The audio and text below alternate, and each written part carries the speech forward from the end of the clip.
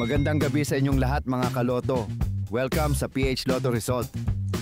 Heto na ang mga winning numbers ng PCSO Games na Super Lotto 649, Lotto 642, 6D Lotto, 3D Lotto at 2D Lotto ngayong 9 PM draw ng August 7, 2025 araw ng Huwebes.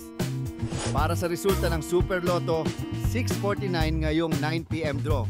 Heto ang inyong winning numbers, 49, 47, 16, 41, 20, at 15. In any order. At heto naman ang resulta ng Lotto 642 ngayong 9 PM draw. 36, 41, 33, 5, 25, at 1. In any order.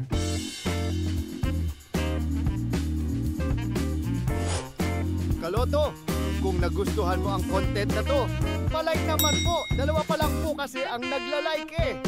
So para naman sa resulta ng 6D Lotto 9 PM draw, heto ang inyong winning combination.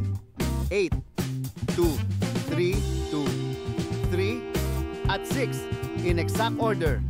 At heto na ang resulta ng 3D Lotto ngayong 9 PM draw. 0, 5, at 2 in exact order.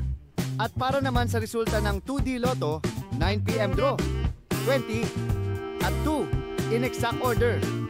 Congratulations po sa ating mga lucky winners, mga kaloto. Abangan ang susunod na PCSO Lotto Draw. Press subscribe.